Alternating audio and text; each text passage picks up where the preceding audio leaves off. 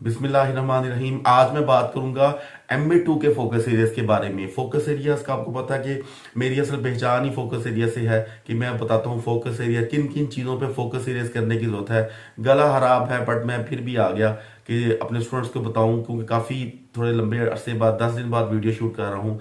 तबीयत नासाज थी, अब अल्हम्दुलिल्लाह बेहतर है। लेकिन अब आपको फोकस एरियाज के बारे में बताऊंगा कि MA2 के फोकस एरियाज कौन कौन से हैं। और MA2 के बारे में बहुत सारे क्वेश्चंस आए मेरे पास कि सर MA2 के फोकस एरियाज के बारे में बताइए, MA2 के किन किन एरियाज पे फोकस करना चाहिए। तो आज मैं उन्हीं फोकस एरियाज के बारे में आपको लाजमी बताऊंगा और यकीनन बताऊंगा कि आपको किन किन फोकस एरियाज पे काम करना चाहिए। आपको पता है कि इस चैनल के ऊपर टाइम वेस्ट नहीं होता।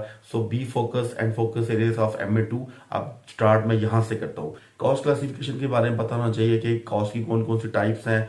और जरी बात है fixed cost, variable cost, semi variable. यानी मैं अब लंबे लेक्चर देने के मूड में नहीं हूं। मैं ये बताना चाह रहा हूं कि सिर्फ आपको किन किन एरियाज पे फोकस करना है और किस किस तरह से फोकस करना है। तो number 1 cost of classification.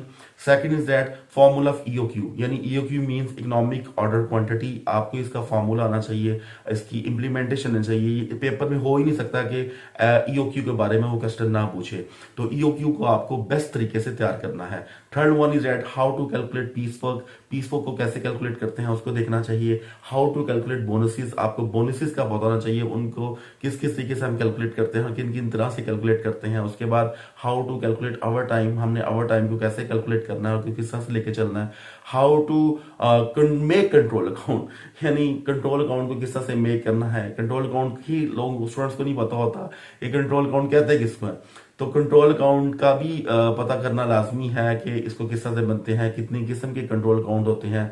Accounts receivable control account कैसे बनता है, अकाउंट्स पेबल का कंट्रोल अकाउंट कैसे बनता है, उसकी अंदर कौन कौन से एलिमेंट्स आते हैं, किस किस तरह से वो स्टार्ट करते हैं, किस किस तरह से उसको क्लोज किया जाता है। तो स्टूडेंट्स को पता ही नहीं होता। स्टूडेंट सारी तैयारी करने के बाद मुझसे यूट्यूब पे या पूछ रहे होते हैं कि सर कंट्रोल अकाउंट के बारे में बता देंगे। भाई आपने सारी बात है मुझसे इस तरह के क्वेश्चन, मैं तो फोकस एरियाज के बारे में बता सकता हूँ या मैं उन स्टूडेंट को डिटेल से बताता हूँ जो कि मेरे ऑलरेडी एक रेगुलर स्टूडेंट्स चल रहे हैं। क्योंकि व्हाट्सएप के ऊपर स्टूडेंट्स कोशिश करते हैं कि CCA को पूरा पढ़ लिया जाए, हालांकि ऐसा मुमकिन नहीं होता। तो how to make control account तफसील से आप पता होना चाहिए।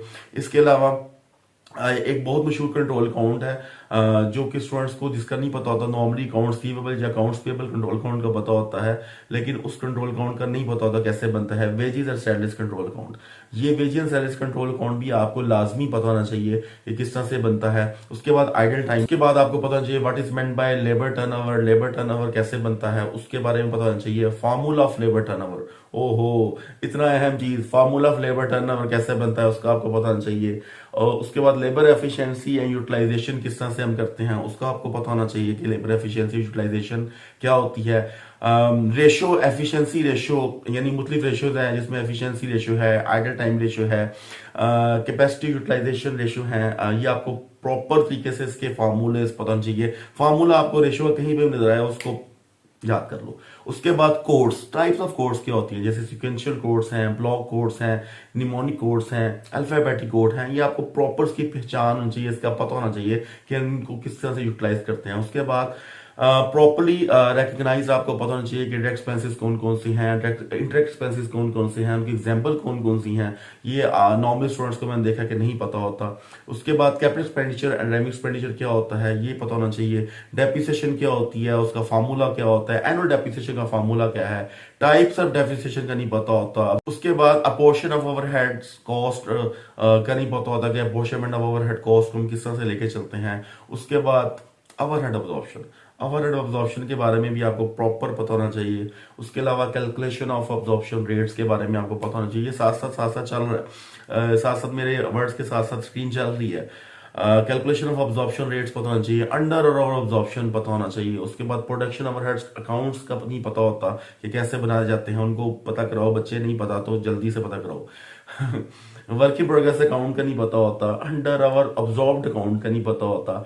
ये नहीं पता होता कि अंडर और अब्जॉर्ब्ड अकाउंट और अंडर और अप्लाइड अकाउंट सेम है कि डिफरेंट है, ये नहीं पता होता। इसको पता कराओ। Fixed variable and semi fixed variables क्या होते हैं इसके बारे में, मार्जिनल कॉस्टिंग क्या होता है, and how to calculate contribution, formula of contribution कैसे करते हैं, profit statement under absorption costing कैसे होती है, profit statement under marginal costing कैसे होती है, इसके अलावा आपकी बैच कॉस्टिंग किस तरह से हम इसको कैलकुलेट करते हैं। Profit statement under absorption costing का नहीं पता, प्रॉफिट स्टेटमेंट कैसे बनता है अंडर मार्जिनल कॉस्टिंग, उसका क्या फॉर्मेट है उसका पता करो बच्चे, अगर नहीं पता तो।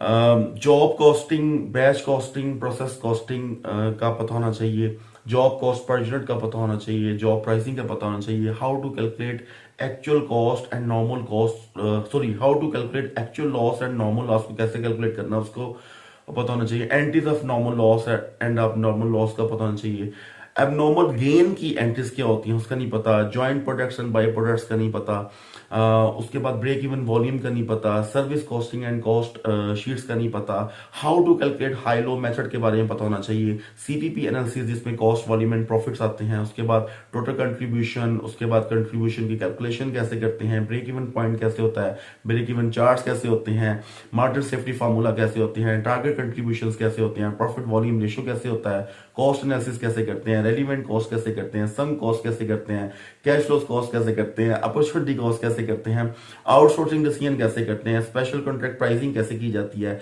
Investment appraisal and cash flows कैसे किया जाता है, क्यूमुलेटिव कैश फ्लोस क्या होता है, कैपिटल इन्वेस्टमेंट कैसे की जाती है, पे बैक मेथड ऑफ अप्रेजल क्या होता है, टाइम वैल्यू ऑफ मनी क्या होता है, how to calculate simple interest and compound interest को कैसे कैलकुलेट करते हैं, nominal and effective interest rates को कैसे कैलकुलेट किया जाता है, कंपाउंडेड कैश फ्लो क्या होता है जिसको डीसीएफ बोलते हैं, कंपाउंडेड डिस्काउंटिंग क्या होता है, नेट प्रेजेंट वैल्यू क्या होती है, फ्यूचर वैल्यू क्या होती है, प्रेजेंट वैल्यू क्या होती है, इन्वेस्टमेंट्स कैसे कैलकुलेट करते हैं, एनुटीज कैसे की जाती हैं, पीवी यानी परपेचुइटी का फार्मूला क्या है, हाउ टू कैलकुलेट आईआरआर कैसे होता है, वर्किंग कैपिटल साइकिल क्या होता है उसका फार्मूला कैसे हम कैलकुलेट करते हैं, difference between working capital and working capital cycle क्या होता है, sources of cash flows and usages of cash differences क्या होते हैं, cash flows and business survival कैसे कैलकुलेट करते हैं, पीवी यानी आपका परपेचुइटी फार्मूला क्या होता है, हाउ टू कैलकुलेट आईआरआर कैसे करते हैं, calculated of calculation of discounted pay back periods क्या होते हैं, वर्किंग कैपिटल साइकिल क्या होता है, डिफरेंस बिटवीन वर्किंग कैपिटल और वर्किंग कैपिटल साइकिल में डिफरेंस क्या होता है उसको देखना है, source of cash and use of cash flows क्या होते हैं, cash flow and business survival हम किस तरह से करते हैं, cash system of accounting and accrual system of accounting क्या होता है। तो ये आपको बहुत सारी चीजें पता होनी चाहिए जिसका आमतौर पर स्टूडेंट्स को नहीं पता होता। इसके अलावा cash system of accounting and accrual system of accounting का नहीं पता होता, treasury management and legal restrictions and local authorities का नहीं पता होता, सरप्लस फंड्स का नहीं पता होता, टाइप्स ऑफ इन्वेस्टमेंट्स का नहीं पता होता, मार्केटेबल सिक्योरिटीज के बारे में पता कराएं क्या क्या होती हैं, सर्टिफिकेट ऑफ डिपॉजिट्स जिसको सीडीज बोलते हैं उसके बारे में आपको फोकस करना चाहिए, गिल्ड एज्ड सिक्योरिटीज यानी गिल्ड एज सिक्योरिटीज का नहीं पता होता उसको पता कराएं, लोकल अथॉरिटी स्टॉक्स के बारे में नहीं इंफॉर्मेशन होती उसको देखें अच्छी तरीके से, रिस्क एंड रिटर्न क्या होता है, उसके बाद अलावा financing and types of bank loan क्या होते हैं, external influences on cash balances क्या होता है, cash budgets and cash forecast को हम किस तरह से कैलकुलेट करते हैं और इन तमाम चीज़ों को हम किस तरह से कैलकुलेट करते हैं। इसके अलावा टाइप ऑफ बजट्स के ऊपर फोकस करें, बहुत ज़्यादा इंपॉर्टेंट है टाइप्स ऑफ बजट्स जितने भी किस्म के हैं। उसके अलावा द मल्टीप्लिकेटिव मॉडल, इसके ऊपर नॉर्मल स्टूडेंट तवज्जो नहीं देते। Cash budgets as a mechanism for monitoring and control के ऊपर तवज्जो देने की ज़रूरत है। कैश फ्लो कंट्रोल रिपोर्ट के ऊपर बहुत ज़्यादा फोकस करने की ज़रूरत है। इंफॉर्मेशन फॉर कंपेरिजन क्या होता है इसके ऊपर फोकस किया जाए। कॉस्ट वेरिएंसेस मटेरियल्स क्या होते हैं इसके ऊपर फोकस करें, बहुत इंपॉर्टेंट है cost variance materials.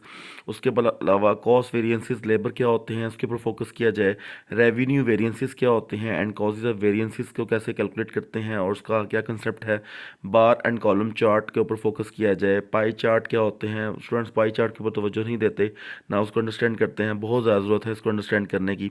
Skater graph क्या होते हैं, इसके अलावा single and double line graphs के ऊपर बहुत ज़्यादा मेहनत की ज़रूरत है। एरिया चार्ट्स क्या होते हैं, मल्टीपल चार्ट्स ग्राफ्स क्या होते हैं, जितने भी मल्टीपल ग्राफ्स हैं उसके ऊपर फोकस करें। इसके अलावा मेमोरेंडम या मेमोरेंडा जिसको हम कहते हैं, इस पर फोकस करने की ज़रूरत है। तो ये मेरा मकसद था कि आपको मैं एक दफ़ा आईना दिखाऊं कि किन किन चीज़ों की ज़रूरत पड़ती है MA2 को पास करने के लिए। बच्चे समझते हैं ऐसे ही पास हो जाता है। मेरे पास स्टूडेंट आया, उसने कहा जी मैं 8 दफ़ा 8 टाइम्स MA2 में फेल हुआ। और उस बच्चे का नाम जो है वो मैं लेना नहीं चाहता, वो बच्चा थोड़ा मशहूर भी है लेकिन वो बच्चा पढ़ने वाला है। ऐसा नहीं, इस्लामाबाद के बहुत बड़े अकाउंटेंसी स्कूल का जो है या अकाउंटेंसी कॉलेज का जो है वो स्टूडेंट रेगुलर स्टूडेंट रहा है उसके साथ एक कोई एक एकेडमी है, वहां भी बहुत दफा उसने ट्राई किया। बहरहाल आप समझ आए कि बहुत बड़े इस्लामाबाद के एक जो कॉलेज है उसके अंदर वो 8 दफा MA2 में फेल हुआ है। तो क्या वजह है, उसको ये पॉइंट्स का नहीं पता। जब मैंने उसके सामने ये पॉइंट्स रखे तो उसको नहीं था पता।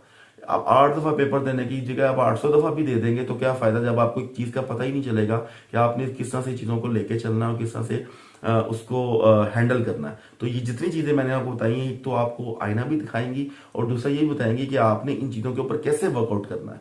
तो वर्कआउट करने की बहुत ज्यादा जरूरत है। अगली वीडियो डिमांड करो कौन सी चाहिए। अस्सलाम वालेकुम।